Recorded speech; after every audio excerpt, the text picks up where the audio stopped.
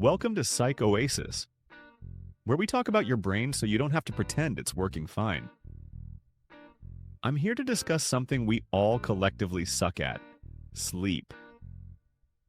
Specifically, how your garbage sleep schedule is probably turning your mental health into a dumpster fire, and why you keep doing it anyway like some kind of masochistic insomniac. Let's start with a fun fact. You know that thing where you lie in bed at 2 in the morning, staring at the ceiling, mentally rehearsing conversations you had 5 years ago, and wondering if the cashier at Target thinks you're a functional human being? Yeah, that's not normal. That's your sleep-deprived brain doing interpretive dance with your anxiety. Let's be honest. Nobody's out here claiming sleep is optional. Your mom told you. Your doctor told you. Every wellness guru with a podcast and a suspiciously white kitchen has told you. Yet here you are, watching this video at probably an inappropriate hour, proving that knowing something and actually doing it are two completely different things. It's like knowing vegetables are healthy while eating cereal for dinner. Again. So let's talk about what happens when you treat sleep like an optional activity. Spoiler alert. Your brain doesn't appreciate the creative scheduling. Let's start with anxiety. You know that charming moment when your chest tightens, just because you suddenly remembered a text you forgot to reply to 3 weeks ago? Now add 4 hours of sleep and a brain that thinks everything is an emergency. Suddenly, your phone's notification sound feels like a personal attack.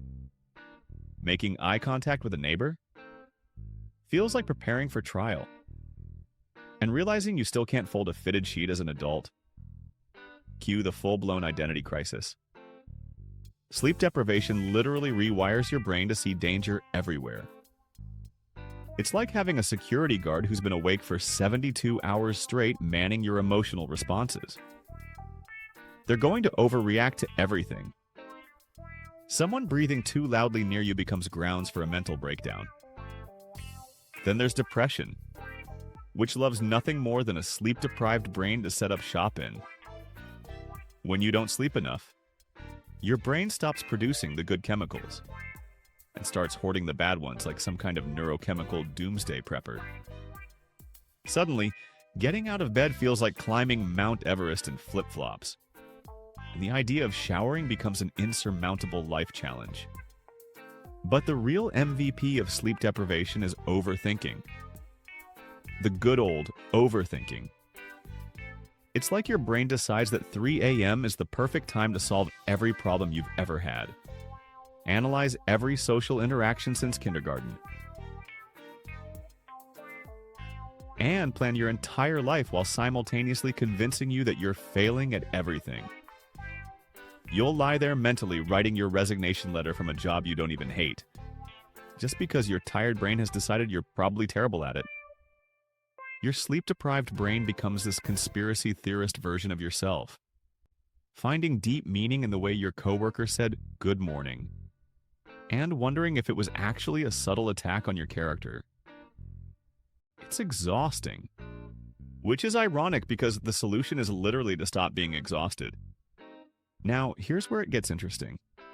And by interesting, I mean psychologically tragic. We know all this. We know sleep deprivation is basically volunteering to have our mental health problems amplified through a megaphone. So why do we keep doing it? Because we're idiots. But we're idiots with smartphones and anxiety disorders, which makes us particularly special kinds of idiots. Let's talk about doom scrolling. You know exactly what I'm talking about. It's 11 p.m. You should be winding down. Maybe reading a book or doing some meditation like a responsible adult. Instead, you're on your phone, consuming an endless stream of content specifically designed to make you feel terrible about yourself and the world. You're literally paying someone to ruin your mood right before bed. It's like deciding to watch a horror movie marathon while lying in a graveyard during a thunderstorm, and then wondering why you can't fall asleep. But somehow, watching strangers argue about politics on the internet feels essential to your bedtime routine. Your brain tricks you into thinking that seeing one more tweet about global catastrophe will somehow prepare you for tomorrow. Spoiler alert. It won't. Then there's bedtime procrastination, which is possibly the most human thing we do. We spend all day looking forward to going home and relaxing. And then when we finally have the chance to rest, we refuse to do it. It's like being hungry all day, finally getting to a restaurant, and then deciding to stare at the menu for 3 hours instead of eating. We procrastinate sleep like it's homework we don't want to do. Except the homework is literally just lying down and closing our eyes.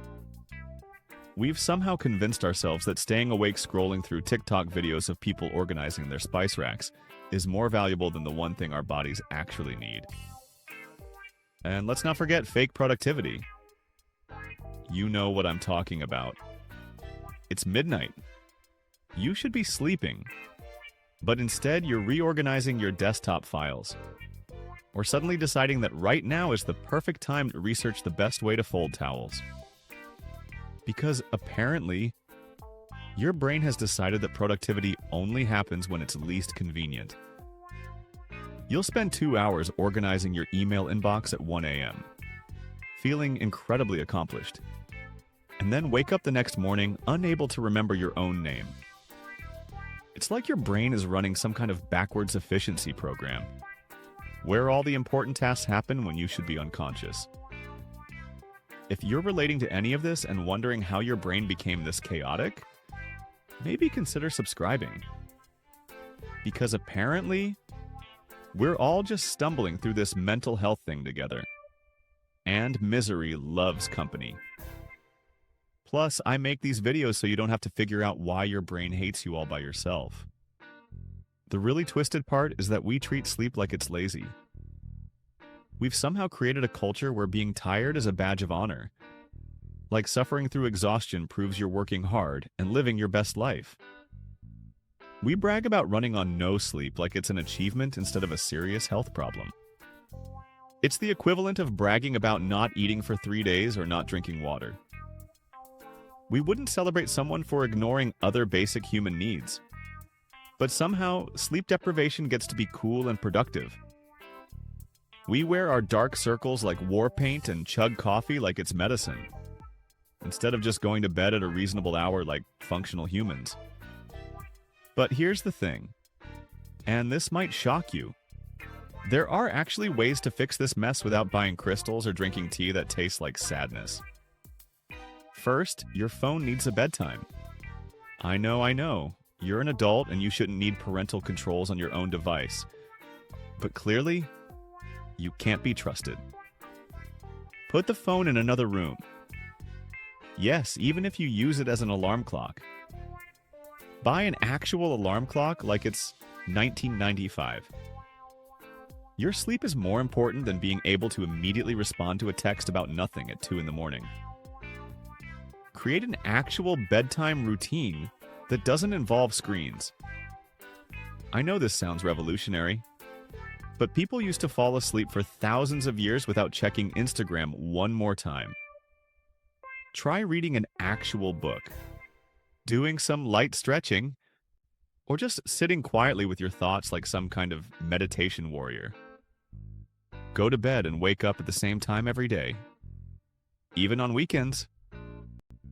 Yes, I know. Saturdays practically beg you to unravel all the progress you've made. But your brain doesn't care that it's the weekend. It just knows you've suddenly declared war on your internal clock by sleeping till noon and staying up like a college student cramming for finals.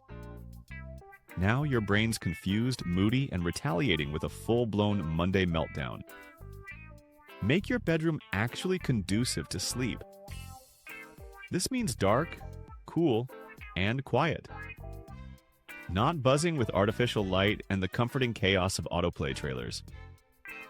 Your bedroom should be a sleep sanctuary, not an entertainment center that happens to have a bed in it. And here's a radical idea. Actually prioritize sleep. Treat it like the important health requirement it is, not like some optional activity you'll get around to eventually. You wouldn't skip meals for a week and expect to feel fine. So stop skipping sleep and wondering why your mental health is deteriorating. But let's be real for a second. Sometimes the sleep problems go deeper than just bad habits and poor choices. If you've tried fixing your sleep schedule and you're still lying awake having philosophical debates with your ceiling fan, or if your sleep issues are tangled up with depression, anxiety, or other mental health struggles, it might be time to talk to a professional. Sleep disorders are real medical conditions, not character flaws. If you're dealing with chronic insomnia, sleep apnea, or sleep problems that are connected to trauma or mental health conditions, you might need more help than a bedtime routine can provide. There's no shame in getting professional help for sleep issues, just like there's no shame in seeing a doctor for any other health problem. Therapists who specialize in sleep medicine doctors, and mental health professionals can help you figure out what's really going on and develop strategies that actually work for your specific situation. Because sometimes the problem isn't just that you're addicted to your phone. Sometimes there are deeper issues that need addressing. So, there you have it. Your sleep schedule is probably making your mental health worse. You're probably sabotaging your own rest for ridiculous reasons. And there are actual solutions that don't involve buying supplements from Instagram ads. The question is whether you're going to do anything about it, or just keep arguing with your alarm clock every morning like that's a sustainable life strategy. Good luck with that, and try not to watch this video just before you get to bed.